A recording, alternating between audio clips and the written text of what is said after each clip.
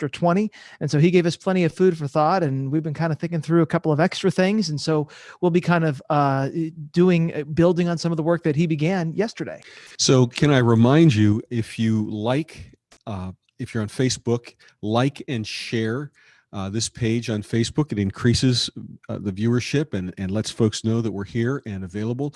And if you can do that if you're on the Concordia site as well, let folks know, invite them to be a part of Isolation Bible Study, because, as we do this, one of the things we're trying to ascertain is, does it engage enough folks to justify the time that's involved to continue this as we go forward, and especially as school gets started, and we're all from you and me to everybody in the church staff very much involved in supporting the school reopening and in-person classes and so forth.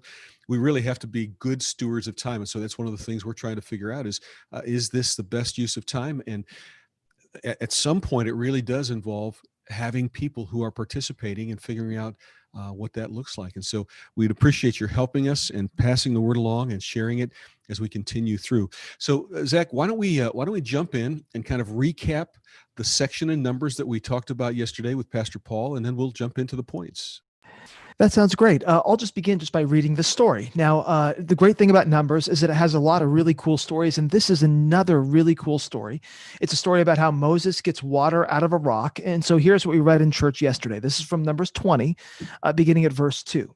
Now there was no water for the community, and the people gathered in opposition to Moses and his brother Aaron. Aaron's the high priest, and they quarreled with Moses. And they said, "If only we had died when our brothers fell dead before the Lord. Why did you bring the Lord's community into this wilderness that we and our livestock should die here?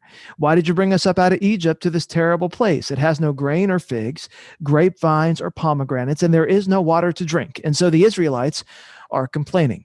The Israelites are professional complainers. That's pretty much all they do. And so this is no surprise. And so, well, you know, Zach, though, what's interesting is as you read that first section, it's a little bit like our current circumstance.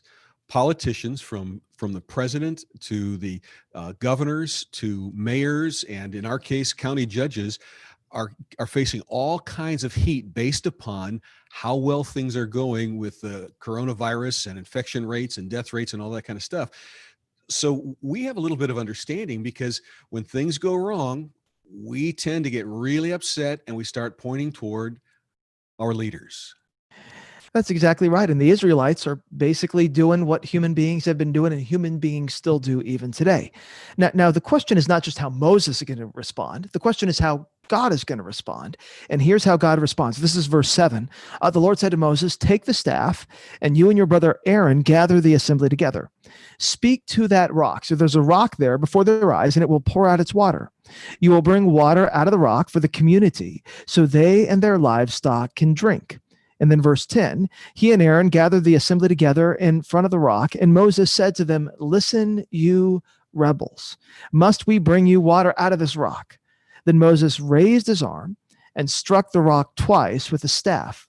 Water gushed out, and the community and their livestock drank. But the Lord said to Moses and Aaron, "Because you did not trust in me enough to honor me as holy in the sight of the Israelites, you will not bring this community into the land that I give to them."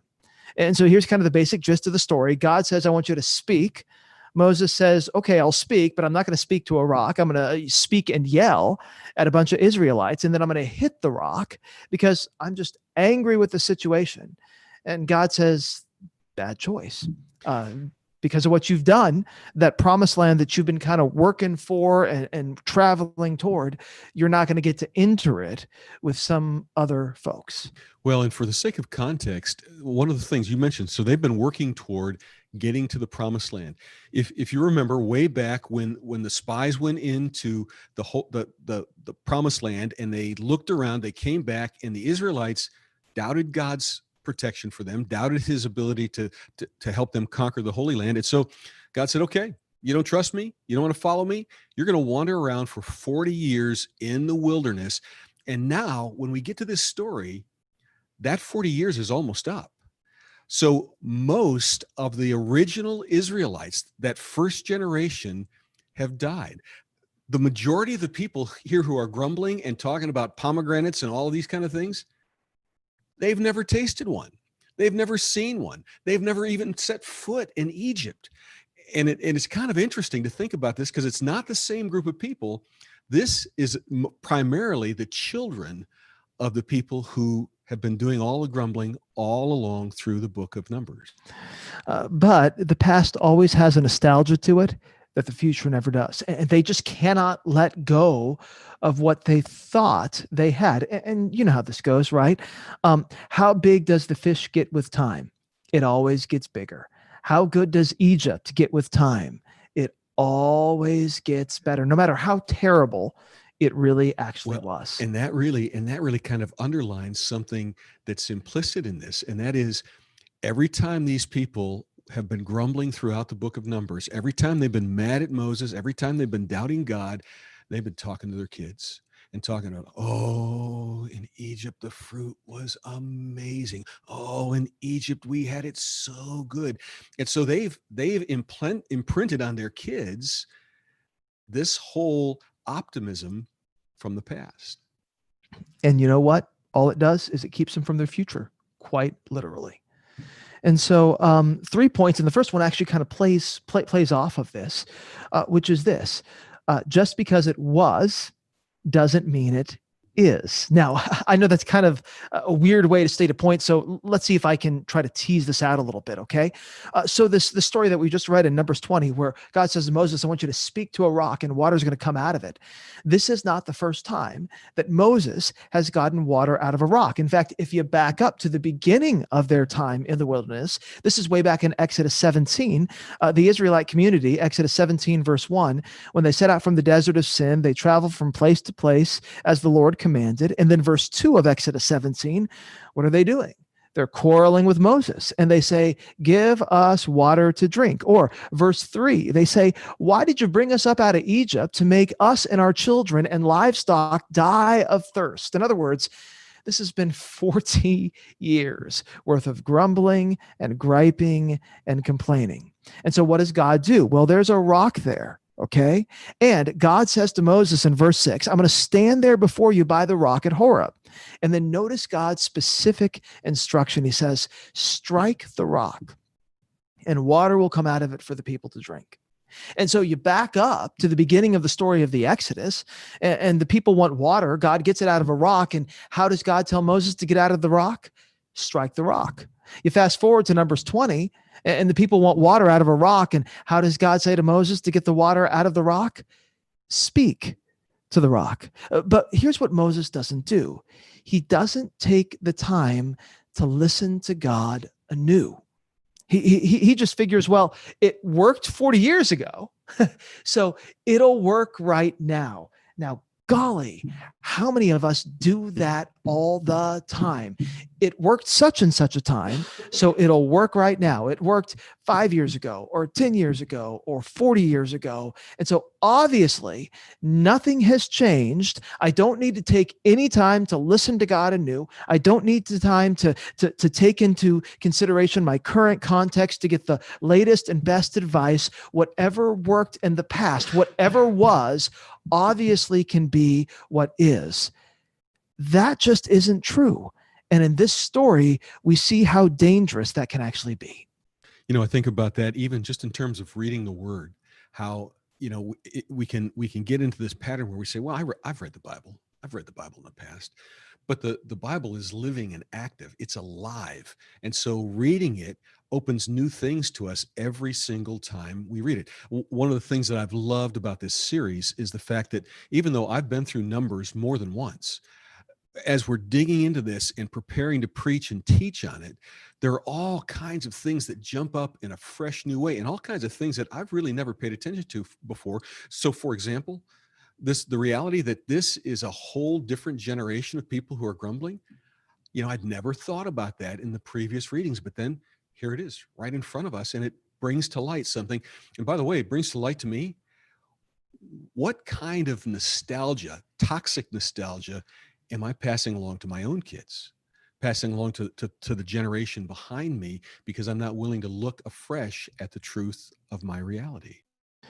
Part of the reason that I think this story is so incredibly relevant in this moment is because this is exactly where we find ourselves in the middle of COVID-19. You mentioned school a few minutes ago. We're basically having to rethink pretty much everything.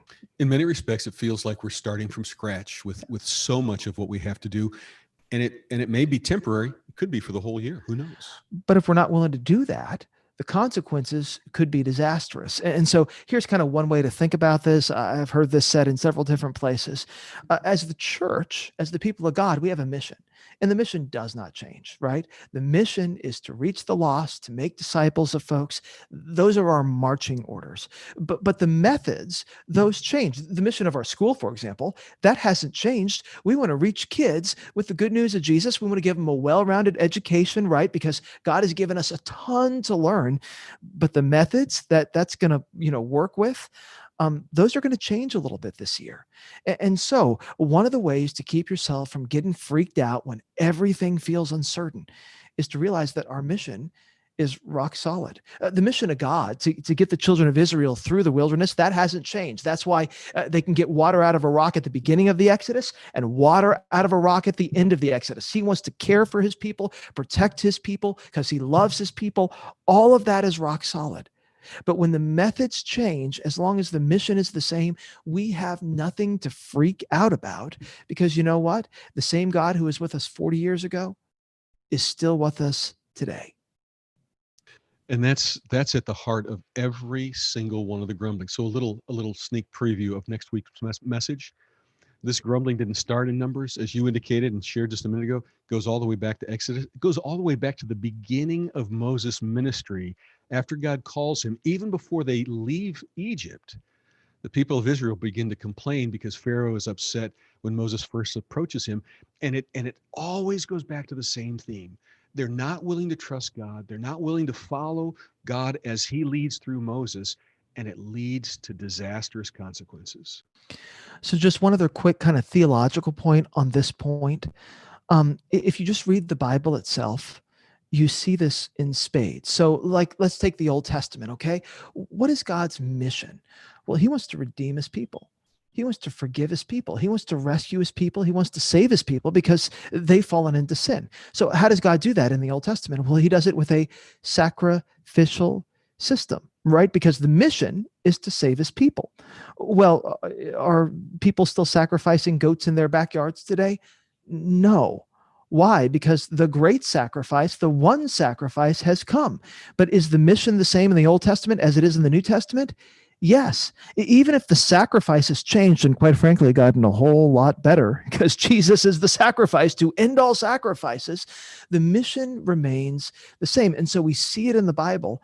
And so I guess the invitation would be, don't worry about that in your life. If you got to make changes on the fly, that's okay. There's no reason to get shaken up about it. It'll serve you a lot better if you learn how to change methods with time while also fixing your eyes on the mission that Jesus has given you. Well, and it goes back to what we've talked about so many times, Zach, about establishing a track record with God. So being in his word, being faithful in prayer, having accountability groups, being a person who tests God in tithing as he invites us. All of those things, all of those spiritual disciplines and more lead to this sense, this awareness that God is faithful, that we can trust him in all of these various things in our life, so that when we have to make a change, when we have to make a shift on the fly, when we're sort of out in a place where we've never been before and maybe aren't very comfortable, at least we have confidence that the rock we're standing on, that the truth we're standing on, the God we're counting on can be trusted. And so that's point number one. Just because it was doesn't mean it is. And you know what? That's the way all of life works. And so we can roll with that while still knowing that we have a trustworthy God. Okay, so here's point two. Faith without deeds is dead. Now, just so you know, I didn't make up that point by myself. I just ripped it off from the Bible. Oh, I thought it was just a popular song. Exactly. So this is James 2 verse 26, where James literally says, faith without deeds is dead. But then here's the flip side to that. Okay. Faith without deeds is dead, but deeds without faith, that's actually deadly. That is such a Zacchaean turn. But let me try to explain it, because this is critical. This is absolutely critical because this goes to the heart of Moses's problem. Okay. Moses thought that he knew how to get everything taken care of. He thought he knew exactly what he was doing. He thought he knew how to do the deed, make the water come out of the rock. Okay. He had the deeds, he had the works, he knew how to get water out of that rock. The Well, and he problem even says was, so. yeah. Must we bring water from the rock, is what he says. So he thought he had it all tied up. The problem was that he didn't listen to God because in some way or another, his faith in God, he was so frustrated. His faith in God was lagging. It was diminishing. It was breaking, which is why finally, and Pastor Paul did a great job bringing this out in his message. In Numbers 20, verse 12, when God finally comes to Moses and Aaron, he doesn't say, hey, you've done the wrong deed. You've done something wrong. He says to them, you did not trust in me enough. In other words, you didn't have faith in me enough to honor me as holy in the sight of the Israelites. Ultimately, the problem that Moses has is that he has this deed without faith. So back to James for just a second. In James 2, verses 17 and 18, James has this great line where he says, in the same way, faith by itself, if not accompanied by action, if not accompanied by deeds, is dead. But, James continues, this is verse 18, someone will say, you have faith and I have deeds. And I love the challenge that James issues. He says, okay, fine. Show me your faith without deeds. And by the way, here's what's implicit in that statement. I bet you can't, because there's no such thing. Just show me your faith without deeds, but I'll show you my faith by my deeds. And here's what James is getting at. The real danger here is not that someone's going to have faith without deeds. That's impossible. If you have faith in God, it's always going to overflow into something that you do. It's hand in glove. It's the way it works. The real danger is that you might just have deeds without faith. You might just think you can take care of it all by yourself, and you're not going to listen to God. You're not going to trust in God. And that can lead to disaster. And that's what Moses is struggling with. Yeah, great point and powerful point that this whole issue of faith, that it's faith that makes all the difference. It's faith, and for our faith, that Jesus died, that we might be reconnected with God, reestablishing that relationship that we desperately need by faith. And so, very practically, again, this is something that a lot of people who are even Christians sometimes struggle with, but also a lot of people who have big questions about faith, they struggle with it too, because somehow they've gotten it in their minds that Christianity is really about what they do more than about who they believe. And they figure, hey, as long as I have enough deeds, right? As long as, I have enough good stuff on my balanced ledger, as long as I can bring enough water out of a rock, man, then I'm good to go. Then God has to say, okay, you've done the right stuff. But that's not ultimately what God wants. Ultimately, what God wants is for a person to trust in him and in his son, Jesus Christ, for a person to have a relationship with him, which is only established by faith. And you can be the best person in the world, but if you have deeds without faith, you have the wrong starting point, because quite frankly, that's never how you develop a relationship with someone. When we're born to our mom, to our dad, all we have to offer them is faith that they're going to take care of us. When we make vows on our wedding day, all we have to offer to that person is a promise, right? We actually have faith that, when they say I do to us and we say I do to them, that they're actually going to keep their promise. Every relationship starts with faith, and our relationship with God is no different. It cannot just be established by what we do. Isn't it interesting to think about how we were talking a moment ago about the nostalgia of the past, right? And essentially the nostalgia of our sinful past, how it is that in contrast, faith creates a hope-filled future. Our sin, our past can't do that, but faith does. It creates this beautiful possibility for the future in marriage as in relationship to God. And so That's the second problem. Ultimately, Moses' problem is a faith problem. It's not just that he does the wrong thing. It begins with just an unwillingness to listen to God, an unwillingness to have faith that God, if you can imagine this after 40 years, still doesn't quite know what he's talking about. Well, and one more little thing that I want to point out. This is just something for everybody to think about. Because God's comment to Moses and Aaron is, because you did not trust in me enough to do what? To honor me as holy in the sight of the Israelites. I really think, as I was reading this and thinking about it yesterday, it really, I mean, our lives need to promote, to demonstrate our trust in God and his honor and his holiness in the sight of other people. And that goes to the whole idea of James, right? If we say we have faith, but it doesn't change the way we live, it doesn't change the way we act, it doesn't change the way we talk, well, wait a minute, something's wrong. And God could just as easily say to us, you don't trust me because you're not willing to honor me as holy in the sight of the people around you. So I think there's a really important call to live out that faith by example. So here's the question then that we need to ask. What if you're watching today, or maybe you're watching a little bit later and you go, well, quite frankly, I kind of struggle with faith. I'm kind of like Moses, where, I'm angry at somebody, or maybe I'm angry at God, and I'm not really sure I want to listen to him or believe in him or trust in him or any of that stuff. Well, here's the final lesson, which is this: God calls faith challenged people back.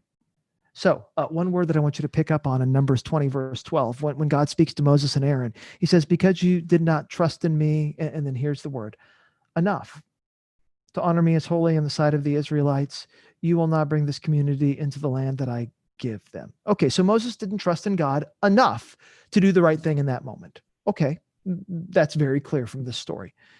Here's the question: did he trust in God enough to receive anything from God? And the answer is absolutely, unequivocally, even though he was faith challenged, he still trusted in God.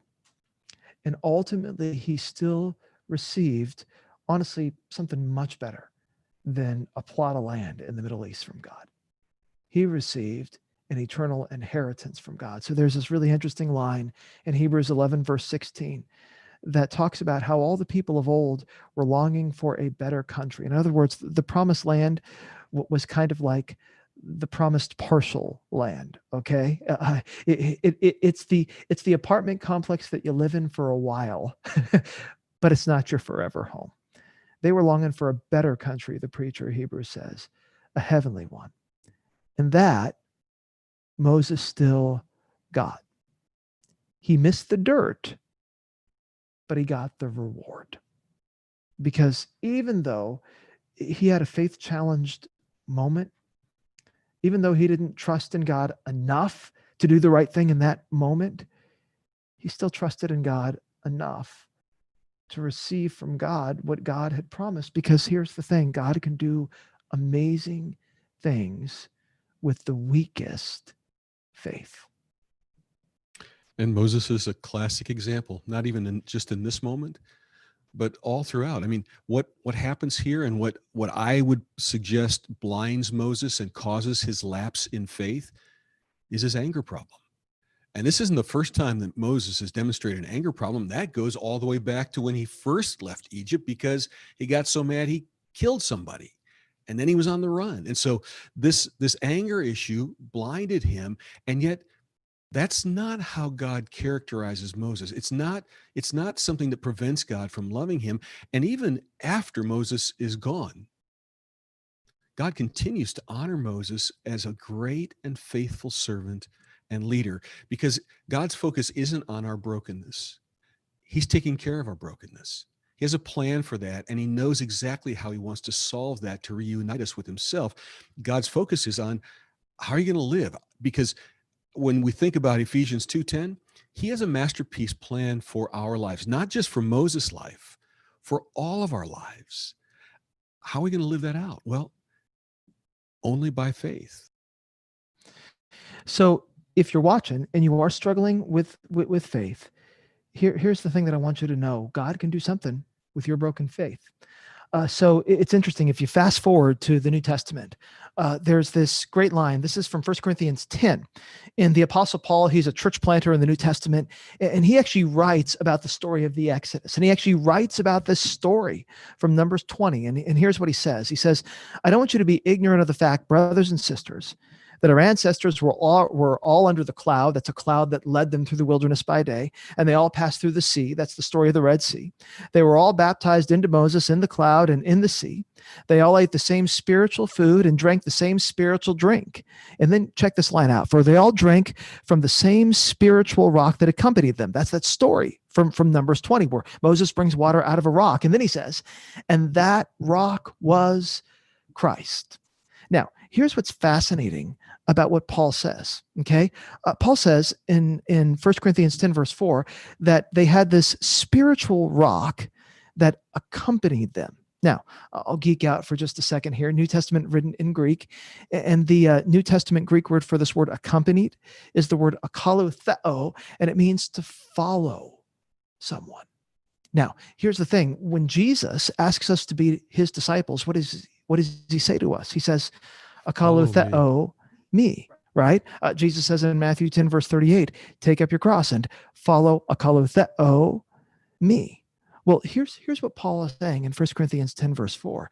It turns out that not only do we follow Christ, but Christ follows us. When our faith is broken, when our faith is weak, he chases us around all through the wilderness saying, I want you to be my son.